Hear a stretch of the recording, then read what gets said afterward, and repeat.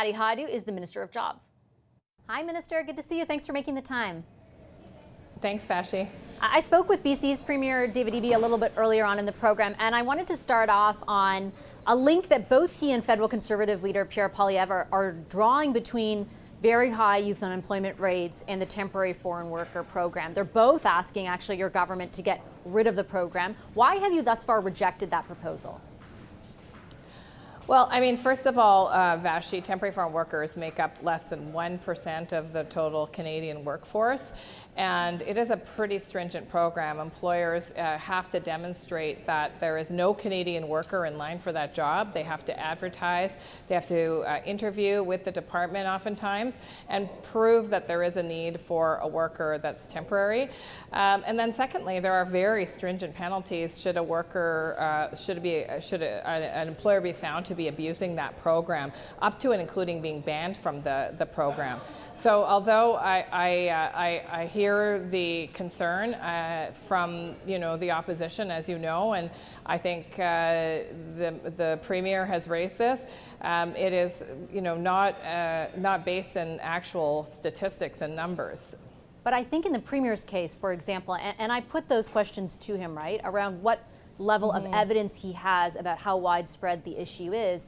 He came back with a number of examples from areas of his province that are highly populated. Because, of course, the argument from businesses is, look, we can't often find people to be in these jobs, local people, because either it's a 24-hour restaurant or it's a rural or remote area. And he came back with a number of examples. Boston Pizza, Starbucks, managers, for example, in the Lower Mainland that were filling these jobs with temporary foreign workers.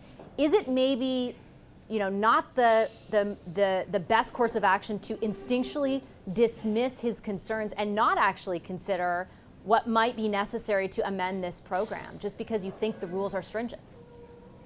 Oh, look, the rules have become even more stringent. For example, you can't get a temporary foreign worker in a metropolitan census area, an area that has a higher unemployment rate than 6%. So, there are very stringent criteria to be able to apply. What's a bit surprising about the Premier's allegations is, in fact, BC has a list of employers that they approve after the application has been submitted to the federal government. And so they actually control the list of employers that they will allow to use temporary foreign workers in their province.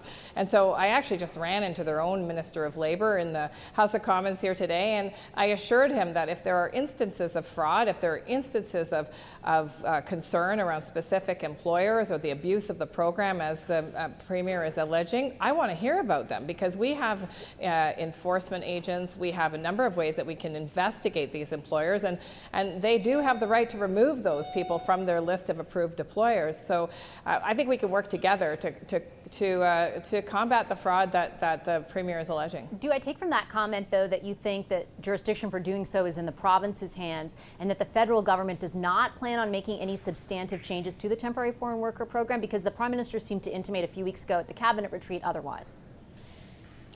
No, absolutely. Look, we're always looking at ways to make sure and double check that Canadians are first in line for any work that is available in this country. That I have been clear about, and that the Prime Minister has been clear about. There are areas of the country that really struggle to be able to stay open. You've given some examples, but there are other examples. There are areas of the country that have very low unemployment rate and, for example, a high manufacturing footprint, that actually not being able to have workers that are from other countries would jeopardize, in their minds at least, the employment of the Canadians that work in those plants alongside the temporary foreign workers. So this is a delicate balance. But again, I will just remind Canadians that the temporary foreign worker program represents less than 1% of all our workforce. And we continually evolve that program to make sure that it is Canadians first in line for all jobs. And if there are suggestions from premiers, if there are suggestions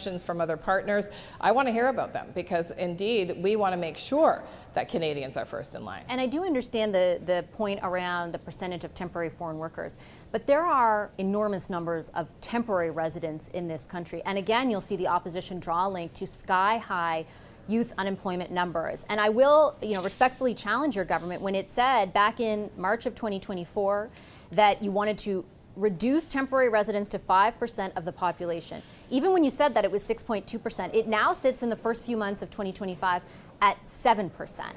Is it not possible that there is a link between your immigration policy and youth unemployment numbers? And again, why so reflexively dismiss? Oh, I'm not reflexively dismissing anything, Vashi, because I think that the youth unemployment rate reflects a number of things, including temporary residents, as you point out, students that are here on study permits, work permits that are issued after studies. These are all part of the mix. But I think there are a number of other factors that are affecting youth unemployment. And you may know that we transfer $3 billion to provinces and territories for youth skills development, for youth employment programs. We, of course, invest as well in a number of different ways.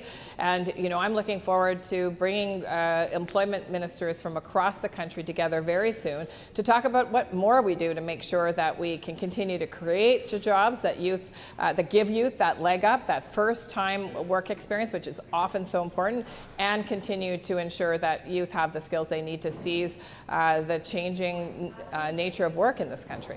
And I would certainly, I think a lot of young people across this country would be heartened to know that that's something that the employment ministers and yourself are focused on. I guess I would ask, though, have you been focused enough? And has your response so far been to scale? I note a number of announcements you've made since June, but when I look back at the data, the youth unemployment rate was about double the average rate of unemployment since January of 2024. It is sky high right now. It is 14.6%. I know I don't have to tell you, but Canadians across this country are pretty affected by this. 14.6% is the highest youth unemployment rate outside of the pandemic since 2010. Has your response really been to scale, and what more are you prepared to do? Well, listen, it's a time of anxiety for youth as well. And so, that number reflects two different stories, actually. We've disaggregated that data to get a better sense of which youth are struggling. And indeed, 15 to 19-year-olds, it's about a 20% unemployment rate, and it drops significantly for the 19 to 24-year-olds. Different set of youth, different set of realities, different set of solutions. So from 15 to 19 years old, oftentimes those young people are working. They might be working part-time, they might be in studies. That's why I think some of the additional investments that the federal government makes in workplace integrated learning and things like Canada Summer Jobs and some of the additional skills training for very vulnerable youth in that group are really important. I think the ages of 19 to 24 require us to really focus and ensure that the way that young people are studying is connected to the outcome of a job at the other end. And indeed, there's some really great work happening through the federal government, through the provinces and territories to make sure that youth study, there's a better match between what young people are studying and what the jobs are that are available. And the last thing I'll say, Vashi, is that this government's on an agenda of creating jobs. So we're investing in things like union training, because as we invest in things like major projects, it's really about job creation. It's about making sure that we have the next generation of skilled trades workers, for example. And unions do a fantastic job training young people and attaching them to the workforce. My son is an operating engineer, and indeed, watching that journey through school and then that integrated learning as an apprentice and then landing those jobs after is exactly the model that we want to see and maybe replicate in other sectors. But with all due respect, Minister, when is all of that stuff supposed to start working?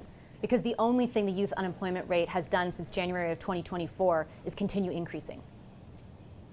Well, look, this is right now. I mean, 4 months ago, this government was elected on a promise to invest in Canadians, to invest in these major projects, and to invest in the infrastructure that our Canadian cities and towns and rural areas need. And through that investment, we'll create jobs. We're also doubling down on the kinds of skills training, the flexibility around skills training. Don't forget, this is the government that's removed interest from Canada's students' loans and grants, doubled grants and contributions to students.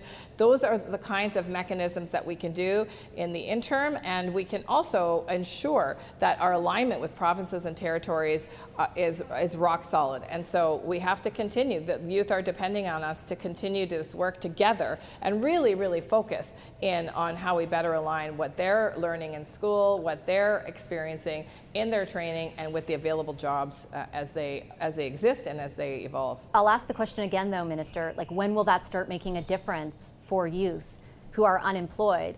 I take your point that this Prime Minister has been there for 4 months, but it's just this Prime Minister. Liberals have been in power for a decade.